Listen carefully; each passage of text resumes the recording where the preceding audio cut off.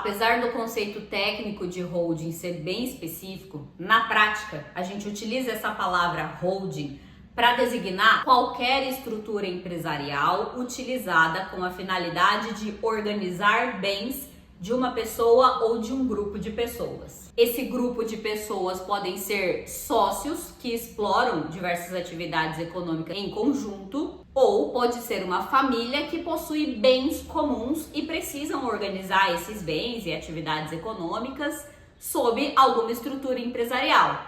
Nesse caso específico, quando são famílias, a gente chama essa organização de holding familiar. Usando holding, então, como sinônimo de estrutura de organização, geralmente essa estrutura, essa holding, vai ter pelo menos um desses três objetivos: organização patrimonial, planejamento sucessório e economia tributária. Na prática, esses objetivos geralmente estão todos entrelaçados. Mas vamos falar aqui sobre cada um deles separadamente para ficar mais claro de visualizar as finalidades de uma holding. Começando com organização patrimonial. Imagine o Alfredo. O Alfredo é pai de família, é empresário, tem 3 CNPJs diferentes, alguns imóveis que ele aluga pela cidade e uma chácara que ele e a família dele utilizam para lazer. 2 desses 3 CNPJs estão de fato em nome do Alfredo. Um dos CNPJs está no nome da esposa do Alfredo. Cada imóvel está em nome de um filho diferente, incluindo filhos que o Alfredo teve em relacionamentos anteriores. E a chácara está em nome do irmão do Alfredo.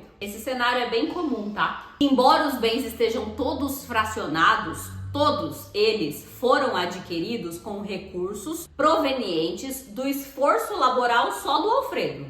Ele trabalhou, conquistou dinheiro, comprou aqueles bens e, por diversos motivos, foi colocando cada coisa no nome de alguém da família dele de forma mais ou menos aleatória. É, inclusive, até hoje, o esforço laboral do Alfredo que mantém esses bens, que paga os impostos dos imóveis, que mantém a chácara funcionando, que mantém as empresas abertas. A fonte produtiva é o Alfredo. Só que a estrutura documental desses bens não representa de fato essa realidade. Isso tem 2 principais consequências. O Alfredo recebeu uma fiscalização e ficar caracterizado que aquilo ali é um monte de fraude, porque aquelas pessoas não tinham como comprar aqueles bens que constam lá naquele documento que é delas, correndo o risco de fazer com que essa turma pague um monte de tributo retroativo e multa, e ausência de controle por parte do Alfredo dos próprios bens que são dele. O Alfredo não é o dono legítimo de todos os bens. Dono legítimo é aquele que tem um nome inscrito no documento de propriedade do bem. E é essa pessoa que de fato tem legitimidade para, diante de órgãos públicos, por exemplo, fazer transações com aquele bem com a plenitude dos direitos.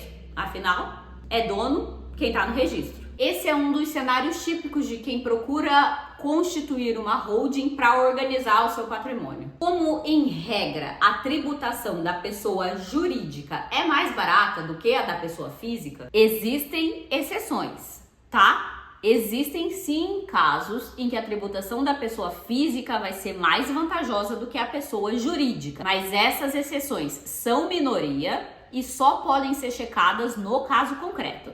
Então a gente vai partir da premissa geral, que a PJ tributa mais barato do que a PF, beleza? A gente pode eleger um desses CNPJs do Alfredo que já estão abertos para ser a holding dele, ou abrir um novo CNPJ, tem que analisar direitinho para ver o que é mais vantajoso, e ir fazendo a transferência de todos os bens para esse CNPJ mãe que a gente abriu ou elegeu aqui para ser a holding do Alfredo. Essa transferência precisa ser muito bem pontuada, porque eu preciso de um contexto contábil favorável, ou seja, as pessoas têm que ter disponibilidade contábil nas suas declarações pessoais, né, ou empresariais, depende de quem estava com o bem ali, para fazer essas transferências de forma adequada, porque eu não posso continuar no mesmo erro que o Alfredo estava incorrendo, que é de caracterizar uma fraude. Então, eu preciso desse cenário contábil favorável, preciso de disponibilidade de caixa dos envolvidos, porque serão necessários o pagamento de tributos, de emolumentos, de custas.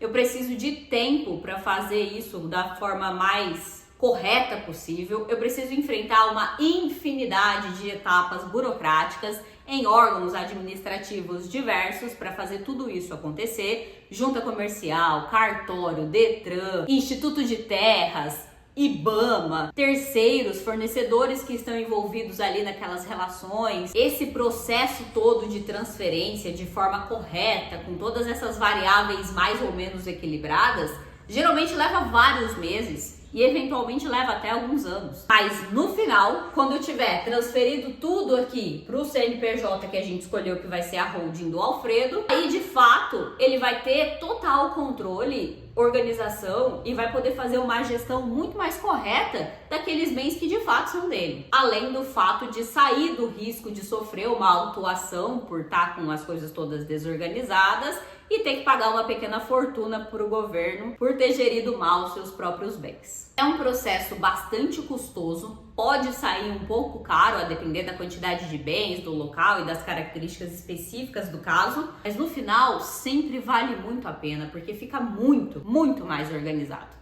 E organização é paz.